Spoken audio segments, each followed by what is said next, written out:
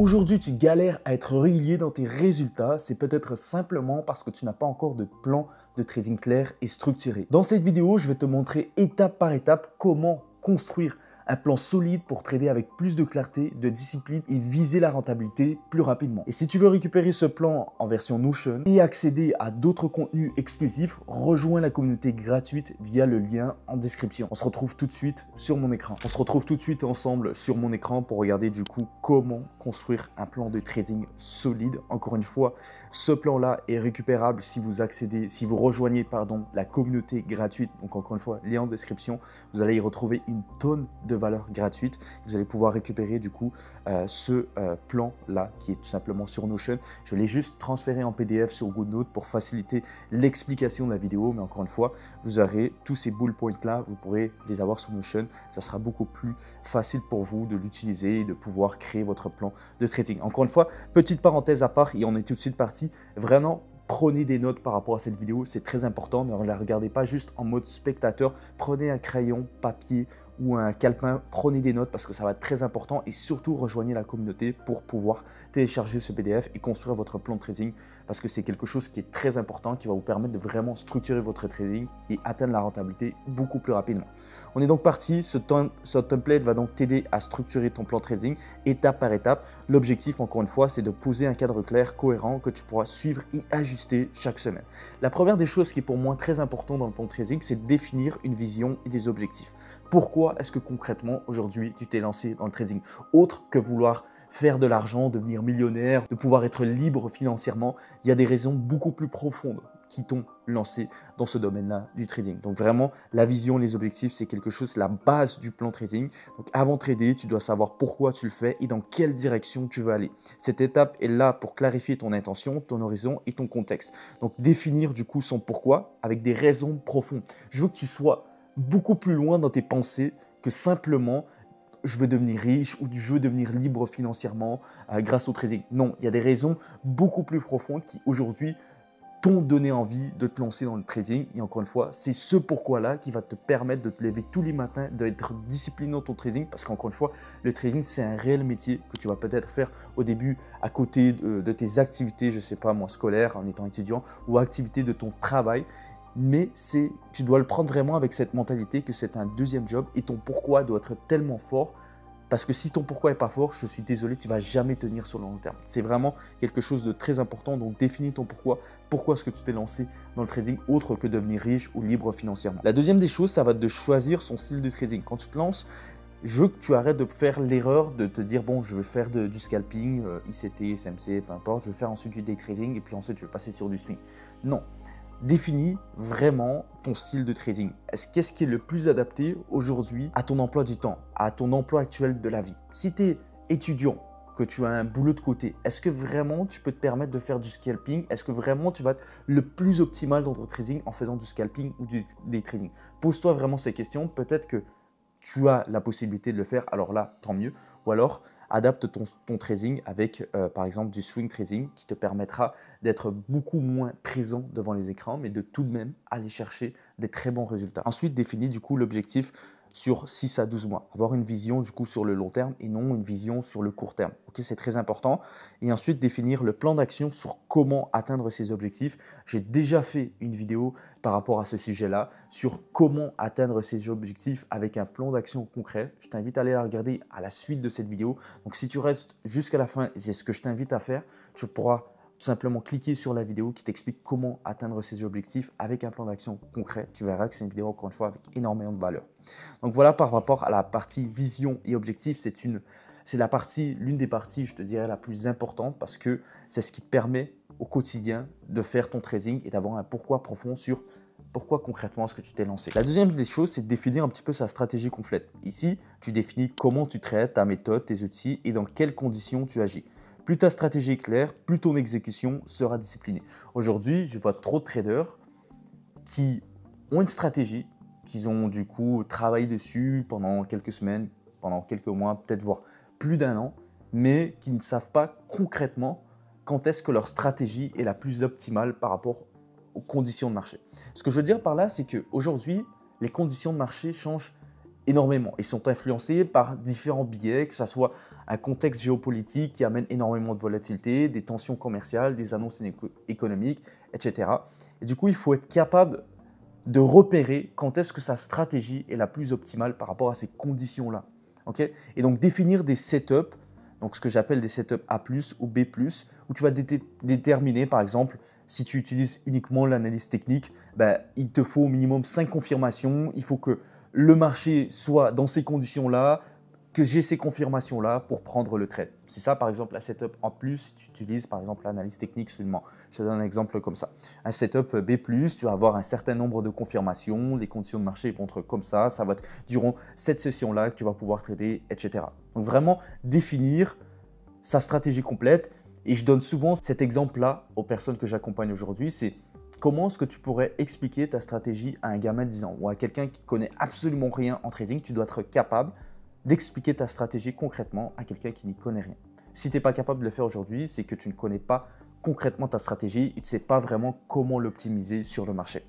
Donc choisir mes time frames d'analyse. Donc par exemple, aujourd'hui, peu importe la stratégie que tu utilises, je pense que faire une analyse que j'appelle un top-down analyse, donc utiliser les high time frames, peu importe que tu sois en scalping, day trading, utilise quand même les unités de temps plus hautes parce que ça respecte beaucoup plus les tendances et les conditions de marché. Ensuite, tu peux utiliser les low time frames, donc les plus petites unités de temps pour aller chercher tes exécutions grâce à l'analyse technique tout simplement. Lister les actifs que je trade régulièrement, donc ça c'est la base. Aujourd'hui, je te déconseille de trader plusieurs actifs. Donc si par exemple, aujourd'hui, tu t'es spécialisé sur le marché FX, ne commence pas à trader les cryptos ou les indices. Ce n'est pas pareil, ce sont des marchés qui sont différents, qui ne bougent pas de la même manière et donc ta stratégie ne sera pas optimale, par exemple, si tu trades sur le marché FX que quand tu vas la trader sur le marché crypto. Impossible. Okay, donc vraiment, aujourd'hui, je te donne mon exemple, ça fait 5 ans que je suis spécialisé sur le marché FX, ça fait 5 ans que je trade le marché FX et je n'ai jamais utilisé ma stratégie sur un autre marché, que ce soit le marché crypto, futur ou peu importe. Okay, clarifier les conditions d'activation, donc structure, confluence, contexte macro. Donc là, c'est des exemples que je te donne encore une fois. Ce que je veux que tu retiennes par rapport à cette section, c'est que tu sois capable, encore une fois, de définir ta stratégie de trading actuelle et que tu sois capable de l'expliquer à un gamin, par exemple, de 10 ans ou à quelqu'un qui ne connaît rien en trading, de définir du coup tes setups A+, B+, et de vraiment focaliser sur ces setups-là parce qu'encore une fois, la qualité prendra toujours sur la quantité de tes trades. Si tu es capable de repérer les conditions de marché ou ta stratégie le plus optimale, tu verras que aller atteindre la rentabilité, ça sera beaucoup plus facile pour toi. Troisièmement, routine de trading. C'est encore une fois quelque chose qui est indispensable. La discipline passe par des habitudes stables. Ta routine doit inclure de la préparation, de la revue et un suivi macro clair. Elle est ton socle hebdomadaire. Donc, ce que je veux dire par rapport à la routine de trading, c'est que tu dois te créer une routine journalière. Donc, par exemple, une heure fixe d'analyse, d'exécution. Je donne l'exemple, par exemple, avec moi. Je sais que aujourd'hui, ma session de trading, elle est durant la session de New York. Pourquoi? Parce que c'est le matin chez moi et je sais que c'est là où j'ai le plus d'énergie, de concentration, de focus sur mon trading. Je sais qu'aujourd'hui, le trading, c'est voilà, la chose la plus importante pour moi. Si je ne fais pas d'argent avec le trading, je n'ai pas de rentrée d'argent en soi. C'est-à-dire que j'ai besoin de beaucoup de concentration, de focus et je sais que c'est quand je me lève le matin, justement, j'ai ma petite routine du matin. Et ensuite, je me pose devant les écrans et je commence justement ma différentes routines. D'ailleurs, si tu veux que je te fasse une vidéo par rapport à ma routine de trading, fais-le moi savoir en commentaire de la vidéo et je t'expliquerai un peu plus en détail quelle est ma routine de trading aujourd'hui. Donc, préparer une analyse macro chaque dimanche. Ça, c'est quelque chose que je fais personnellement si tu trades le marché FX. Peut-être que tu as une stratégie qui ne te nécessite pas forcément d'avoir un contexte fondamental pour trader. Dans ces cas-là, tu n'as pas besoin d'utiliser ce bull point-là. Mais c'est ce que je fais personnellement pour faire pour regarder un peu le calendrier économique, ce qui arrive, les annonces économiques importantes, faire un petit débrief de ce qui s'est passé durant la semaine par rapport au contexte géopolitique ou les tensions commerciales, s'il y a eu des évolutions au cours de la semaine et si ça peut impacter potentiellement encore une fois le marché durant la semaine et comment je peux justement avec cette analyse pouvoir aller sélectionner les meilleures opportunités possibles durant la semaine qui arrive. Tout simplement. Réaliser une revue hebdomadaire, donc ça c'est indispensable. Si aujourd'hui tu vas atteindre la rentabilité en trading, tu dois absolument travailler sur tous les trades que tu prends. Ce que je veux dire par là, c'est qu'en ayant, et j'en parle souvent, un journal de trading, tu dois repasser à travers tous les trades que tu prends pour tout simplement comprendre les erreurs que tu fais, comprendre ce que tu fais bien et pouvoir optimiser un maximum ta stratégie. Et ça, tu dois le faire chaque semaine. Tu dois analyser les trades que tu prends, regarder tes stats, regarder les erreurs que tu fais, ce que tu dois éviter de faire, ce que tu dois continuer de faire pour aller chercher des meilleurs résultats, tout simplement. Ok? La quatrième des choses, c'est la stratégie de risque management. Tu peux avoir la meilleure stratégie du monde. Si ton risque est mal géré, tu perdras. Cette étape t'aide à protéger ton capital et rester dans le game longtemps. Je répète souvent cette phrase-là. Aujourd'hui, la seule et unique chose dont laquelle tu as réellement le contrôle dans ton trading, c'est ton risque. Si tu n'es pas à l'aise avec ton risque et que ton risque est trop élevé par rapport à ce que tu peux te permettre de risquer, tu vas prendre des décisions qui sont impulsives, émotionnelles et ça va vraiment être mauvais pour ton trading. Tu n'auras tout simplement pas des résultats rentables. Donc, réfléchis bien par rapport à ton risque. Fixe-toi un risque par trade. Un R, ça peut équivaloir à 1% max ou valeur fixe. Peut-être que un R, c'est 2%. Donc, encore une fois, qu'est-ce que tu es à l'aise de risquer sur le marché? Et pose-toi vraiment cette question-là, dans le sens où si tu es un trader qui est un peu plus impulsif, qui a tendance à prendre plus de positions par jour, mets-toi aussi des limites. Mets-toi par exemple 1% par jour, 3% par semaine, etc. C'est très important, surtout si tu es dans une phase de challenge propre firme ou voilà, que tu as l'intention de passer un challenge. Le risque, c'est quelque chose de très important, de se fixer aussi des limites dans son trading. Ne jamais entrer sans stop loss défini. Je pense que c'est une règle de base aujourd'hui en trading. Exiger un RR minimum. Donc, moi personnellement, je ne vais jamais prendre un trade avec un RR en dessous de 1 pour 3. Encore une fois, c'est adapté à ma stratégie et à ma façon de trader. Peut-être que toi, ça sera 1 pour 2. Et encore une fois, je déconseille vraiment de ne pas prendre des trades avec un RR au minimum 1 pour 2, en dessous de 1 pour 2. Pourquoi? Parce que statistiquement, si tu regardes vraiment les statistiques par rapport au risque-reward et ton taux de réussite, tu verras que si tu vises des trades avec 1 pour 2, tu n'as même pas besoin de gagner plus de trades pour être rentable. Ce que je veux dire par là, c'est que tu peux prendre par exemple 4 trades gagnants à 1 pour 2 et en perdre 6 et derrière, tu seras à plus 2%, tout simplement. Donc statistiquement, je te conseille vraiment de jamais prendre de trades en dessous d'un ratio de 1 pour 2. C'est très important. Encore une fois, si tu veux que je fasse une vidéo complète par rapport au risk management qui soit beaucoup plus profonde, fais-le moi savoir en commentaire de la vidéo et ça me fera plaisir de développer tout simplement ce sujet-là. Encore une fois, écris des règles claires en cas de drawdown, pause, revue, baisse de l'eau, etc. À toi de voir ce qui peut être adapté à ta façon de trader. La dernière des choses, c'est tout simplement ce que j'appelle la discipline personnelle. Donc la discipline, c'est ce qui transforme une méthode en résultat. Pose ici les garde-fous qui t'empêcheront de saboter ton plan. Encore une fois, on le sait très bien que peu importe l'expérience que tu as en trading, si tu ne te mets pas des règles qui vont te permettre de vraiment trader avec discipline et de façon aussi très rationnelle sur le marché, tu vas faire un petit peu n'importe quoi, tu vas laisser prendre tes émotions, prendre le contrôle sur tes décisions et ça, encore une fois, ça va t'amener à des pertes qui sont vraiment inutiles, qui ne sont pas des bonnes pertes en soi et ça va vraiment ravager par exemple un challenge propre firme que tu fais actuellement.